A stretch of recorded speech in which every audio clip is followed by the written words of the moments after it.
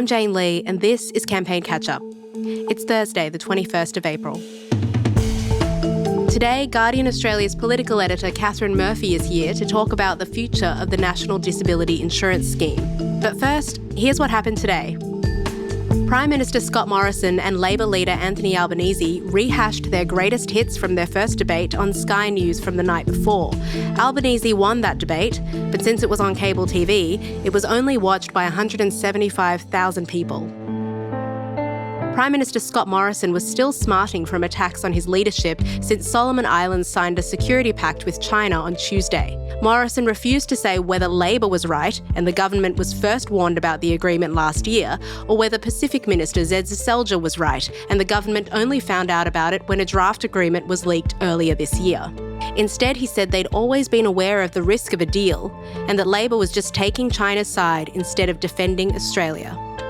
Have they backed the Australian government in standing up for Australia? Or have they run the talking points, have they run the lines of those who are seeking to criticise Australia for the important decisions that we've taken in our national interest?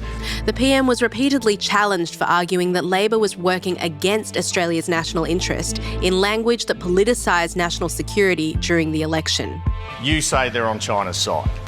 If they're critical of anything your government does in this space, you say, well, you must be on China's side. Is that your argument? Well, Andrew, let me put it to you. Do you think the relationship with China and the fact that they have imposed trade... Earlier this year, when you and other ministers made similar comments about China, the head of ASIO said politicising national security is, quote, not helpful. So why did you repeat that comment when our national security agencies are saying it is not helpful? It's doing Australia a disservice. Well, see, when you're Prime Minister, you're running the government. Public servants don't run the government. Prime Ministers and their ministers run governments. And I chair the National Security Committee, and I've done so for a very long time. Anthony Albanese acknowledged that Beijing would be a problem for whoever took government after the election. We have to recognise what's happening in the region. We have to recognise that China is more forward-leaning, that they're seeking to increase their influence in the region, and we need to respond to that. We have to call out the behaviour of China in putting sanctions against Australian businesses, because that's sanctions against Australian jobs. The Prime Minister was also dealing with the fallout from an exchange he'd had with a member of the audience at the debate the night before. I have a 4-year-old autistic son. We are grateful to receive funds through the NDIS, but I've heard many stories of people having their funds cut recently under the current government, including our own. I've been told to give my son the best future I should vote Labor. Can you please tell me what the future of the NDIS looks like under your government? Well, thank you, Catherine. What's your son's name? Ethan. Ethan, he's 4. Jenny and I have been blessed. We've got 2 children that haven't had to go through that. And so for parents with children who are disabled, I can only try and understand. The PM started the day arguing that his opponents had twisted and politicised his words, but eventually Morrison apologised in full. Look, I meant no offence by what I said last night, but I accept that it has caused offence. I think people would also appreciate that I would have had no such intention of suggesting that anything other than every child is a blessing is true. Every single child is precious. Coming up, political editor Katharine Murphy joins me on the NDIS.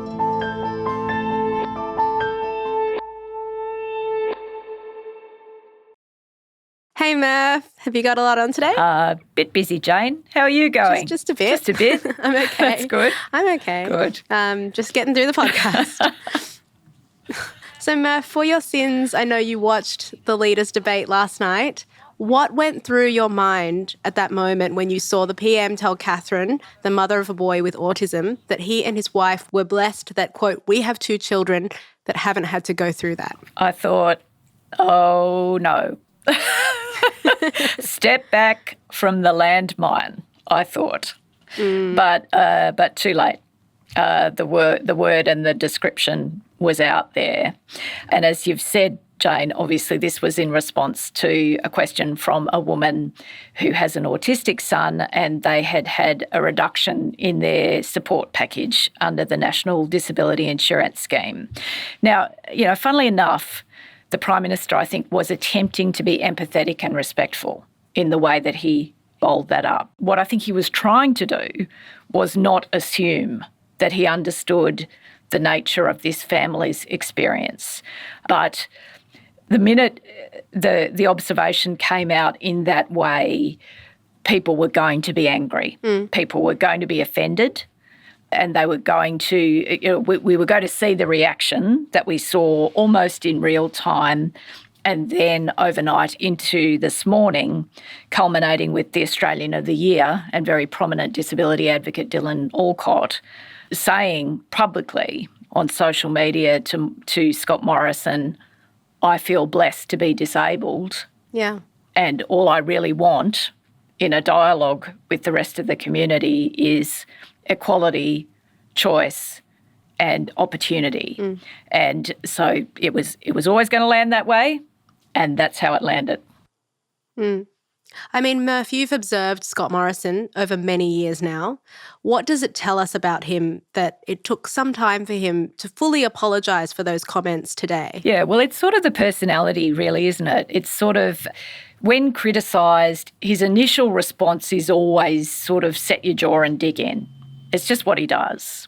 It's how he responds to these things, particularly if he thinks there's sort of an element of theatrics about the response. If he thinks it's sort of, a kind of moral panic beaten up by his opponents or some sort of a backlash on social media, then he will particularly dig in and set his jaw against the critique.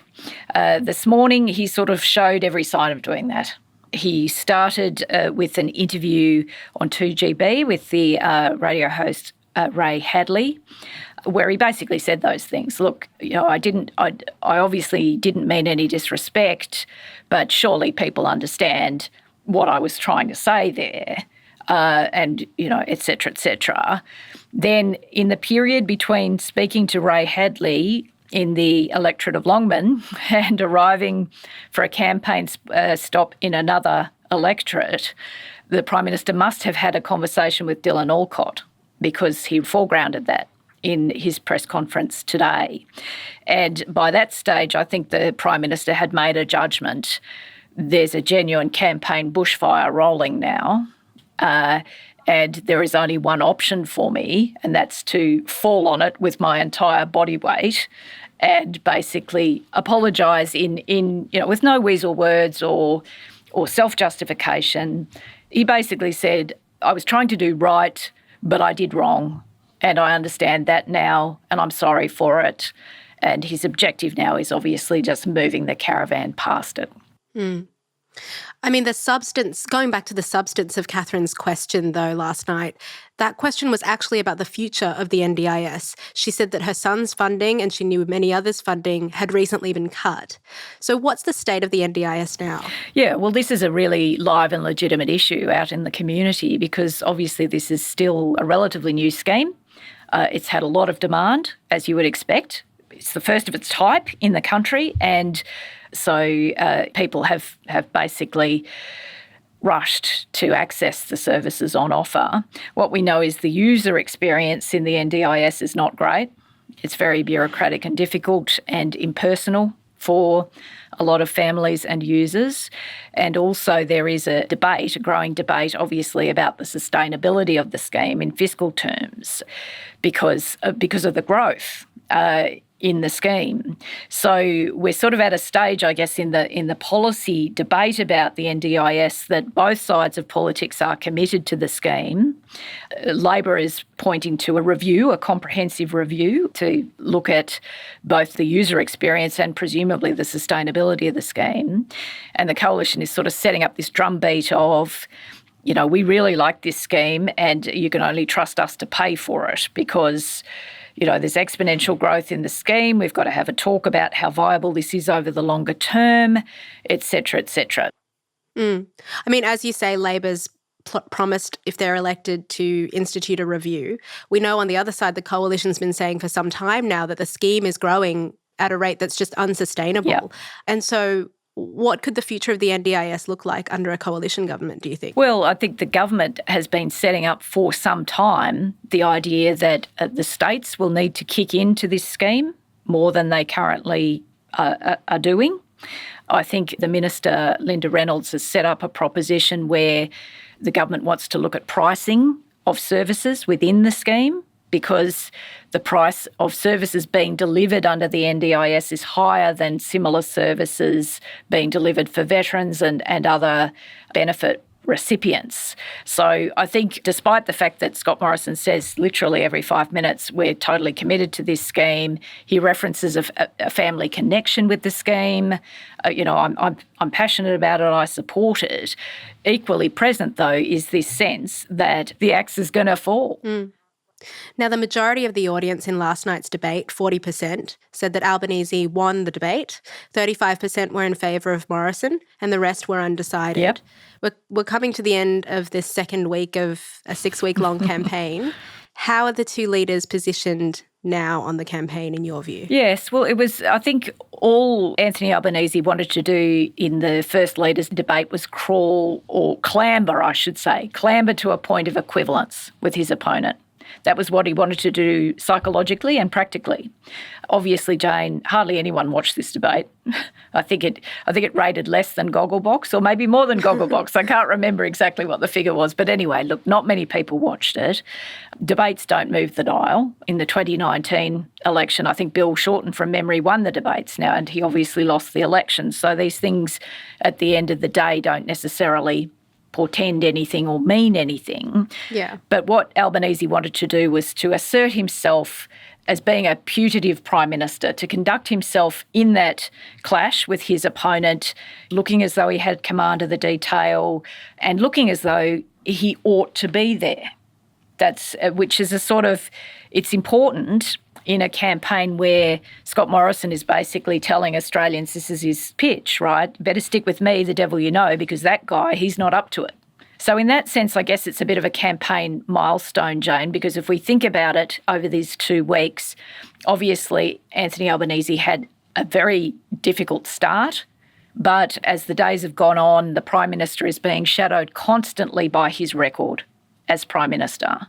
So look, I think the polls tell us the contest is very finely balanced at this point.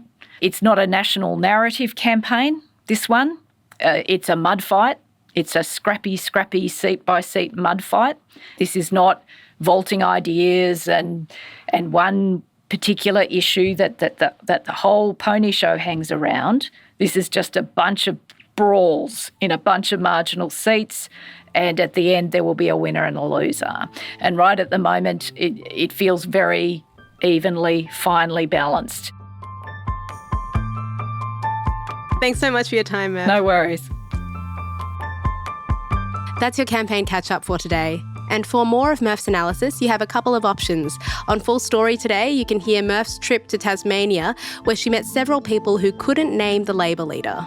Prior to this conversation of me saying Anthony Albanese to you, would you have known who the Labor leader was? Oh, absolutely not. And if you go to the Australian Politics podcast, you can hear Murph analyse the latest Guardian Essential poll, which seems to indicate that undecided female voters could be the deciding factor in this election. This episode was produced by Rob Caldor and me, Jane Lee. The executive producers are Miles Martignoni and Gabrielle Jackson. Our theme music was made by Martin Peralta. See you tomorrow.